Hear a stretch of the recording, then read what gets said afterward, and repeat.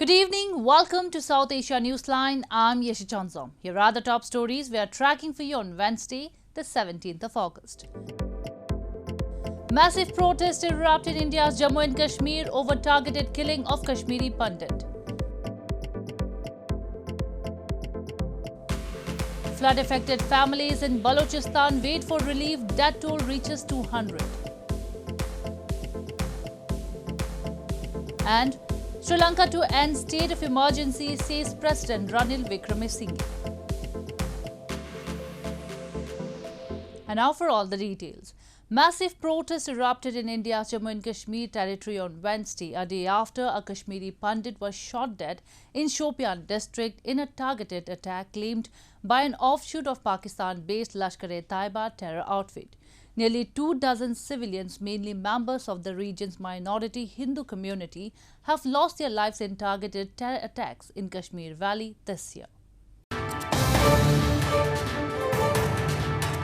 Massive protests erupted in Jammu city of India's Jammu and Kashmir territory on Wednesday, a day after the targeted killing of a Kashmiri Pandit in Shopian district, claimed by Kashmir freedom fighters, an offshoot of Pakistan-based Lashkar-e-Taiba terror group. The protesters, including migrant Kashmiri Pandit government employees, raised slogans against Pakistan and demanded relocation and protection for Hindus in the Kashmir Valley from the Indian government. They said they have become soft targets for the terrorists. A separate protest was also held by opposition Congress party workers in the city, calling for resignation of Interior Minister Amit Shah over the issue.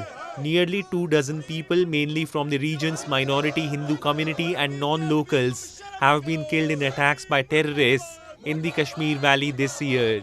की targeting killing जा रही है, minorities की killing हो रही है. Government, सरकार, जम्मू कश्मीर का प्रशासन, एलजी साहब, डीजी साहब जो बयान यहाँ पे देते हैं, हमें अब लिप सर्विस नहीं चाहिए. उनके असले जुमले वाली बयानबाजी नहीं चाहिए. ग्राउंड पे एक्शन चाहिए. The targeted killing in Shopian was followed by a grenade attack by terrorists on security forces during a cordon and search operation in the district. The terrorists managed to escape. However, there were no casualties. India has long blamed Pakistan trains and infiltrates terrorists across the border to spread unrest in Kashmir Valley. Islamabad, however, denies the charge. Heavy and incessant rainfall over the past few days has caused a flood-like situation in several states of India, throwing life out of gear. In Odisha, the heavy rainfall has inundated low-lying areas and sent several rivers into spate, while several waterlogging has disrupted the movement of residents and deprived them of food and electricity in western Gujarat state. Heavy rainfall in recent days has led to flood-like situation in several districts of India's western Gujarat state. Several areas of Gujarat's Surat city were inundated due to heavy rains on Wednesday. Some locals were seen residing in containers with their children while waiting for the government to provide relief aid. They said they have been deprived of food and other resources, which has added to their woes. India's Weather Office has issued an orange alert in 8 districts and a yellow alert in 7 districts of Gujarat on Wednesday as a result of the intense rain that has pounded the western state. दर साल में पानी आ रहा है तो हम हर घर में जाते तो तब सबको तकलीफ हो रहा है, तो इसके लिए सेट मारे. अब डबल पे रह रहे फिर भी हम लोगों को तकलीफ हो रहा है, खाने का तकलीफ हो रहा है, मुसीबत सब कुछ. Western Maharashtra state is also reeling under a flood-like situation due to heavy rainfall in recent days. Bhandara city has come as a double-edged sword as it has left victims with power outages and a grappling shortage of essentials while their houses remain inundated in muddy waters. दिन भर बारिश हो रही थी, उसके कारण नदी का प्रवाह बढ़ गया है, फ्लो बहुत है, बहुत सारे घरों में पानी घुस गया है. इधर हर बार पानी घुसता है लेकिन प्रशासन पुनर्वसन नहीं कर रहा है. बहुत जन के घर में पानी गया है, उनका सामान भी बह गया. In eastern Odisha state, heavy downpour and subsequent flood has brought the normal life to a standstill. Residential areas in Bhadrak city were inundated due to swelling of the Baitarani river. Odisha's Chief Minister Naveen Patnaik on Tuesday reviewed the flood situation in the state and directed the officials to ensure zero casualty due to flood and that there should be no disruption to normal life. He also directed officials to evacuate people in the risk-prone areas on a priority basis and provide them with necessary relief and basic facilities. More news from India. India on Wednesday recorded a total of 9,062 new COVID-19 infections, taking the active caseload to 105,058. While daily fresh infections remain below the 10,000 mark, positivity rate in capital New Delhi increased to 19.20%, the highest in 7 months. New Delhi currently has 6,867 active cases. This comes after the Delhi government on August 11 once again made face masks mandatory in all public places after the city recorded more than 2,000 cases for the 12 consecutive days. Delhi's Lieutenant Governor V.K. Saxena on Tuesday raised concern the pandemic is far from over and appealed to people to adhere to COVID-appropriate behavior. A senior doctor at Delhi's LNJP hospital said most of the admitted patients are those who have taken just 1 or 2 doses of the vaccine. He emphasized on the need to get the precautionary dose. If you are fully vaccinated with 3 doses, it protects you for further hospitalization. And the virus, even if you infect an individual or human being, it just gets cleared with just sore throat or minimal or mild illness. In news from Pakistan, Pakistan's Finance Minister Miftah Ismail has defended his move to hike fuel prices once again despite widespread criticism from ruling PML-N supremo Nawaz Sharif and coalition government ally PPP. He said he has saved the country from default and efforts to put the economy back on track are on full swing. Pakistan's Finance Minister Miftah Ismail on Tuesday defended his decision of fuel price hike amid criticism from ruling PML-N leaders and coalition ally PPP. The government jacked up the price of petrol by Rs 6.72 per litre from Tuesday for the next fortnight, taking it to Rs 233.91 per litre. PML-N Vice President Maryam Nawaz said on Twitter that party supremo Nawaz Sharif has strongly opposed the decision, while PPP co-chairman Asif Ali Zardari criticized the move despite decline in international oil prices. Ismail said he has saved the country from defaulting and is working to the best of his ability. In a press conference, he stated that another Rs 10 per litre would be levied from September 1 to meet conditions by International Monetary Fund for a bailout package. मैं इस हुकूमत के सारे फैसलों के पीछे खड़ा हुआ हूं और बिल्कुल पाबंद हूं और बिल्कुल मैं इसको ओन करता हूं और कल का भी जो फैसला था वो मेरे ख्याल से बहुत मुनासिब फैसला था और सही फैसला था जिसके अंदर सप्लाई भी नहीं टूटेगी, कंपनियों को भी नुकसान नहीं होगा और आवाम के ऊपर जो है वो पास ऑन होगा. The executive board of IMF is scheduled to meet later this month for considering Pakistan's request to approve and release a tranche of $1.17 billion under the extended fund facility. The country's reserves have dropped to dangerous levels of $8.5 billion, covering less than 2 months of imports. Moving on, Balochistan has been badly hit by floods and torrential rainfall that has been exceptionally heavy this year. Several flood-affected families in the region have been awaiting relief, lamenting they have not received the much-needed aid material and funds from the local authorities and the Pakistan government. Families affected by floods and torrential rains in Balochistan have been awaiting relief, lamenting they have not got much-needed aid material and funds from local authorities and the Pakistan government. Several areas of Balochistan have continued to reel from incessant rainfall, with death toll rising to 200 this week, while the calamity has damaged homes, agricultural land and public infrastructure.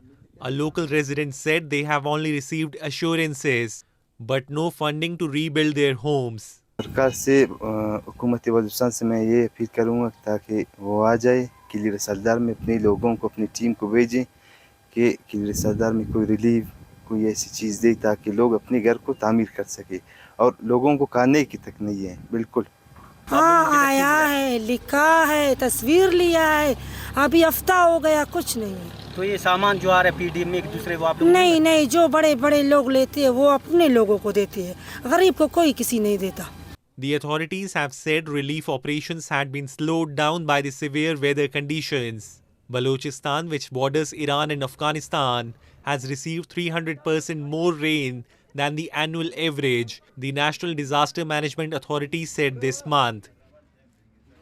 In news from Afghanistan, 1 year into Taliban rule following the chaotic withdrawal by the United States and its allies, Afghanistan faces widespread hunger, poverty amid worsening humanitarian crisis. Women's rights have been curtailed and work and education is still heavily restricted. International organizations have urged the Taliban must change course, uphold rights of girls and women. Afghans continue to struggle with rising poverty, drought, malnutrition and fading hope among women that they will have a decisive role in Afghanistan's future 1 year since the Taliban took power in Kabul. Women's work and education is still heavily restricted. Civil society and independent media have also shrunk, with many of its members leaving the country. Several international organizations, including the European Union and United Nations Assistance Mission in Afghanistan (UNAMA), have once again reiterated their support for Afghan women and girls.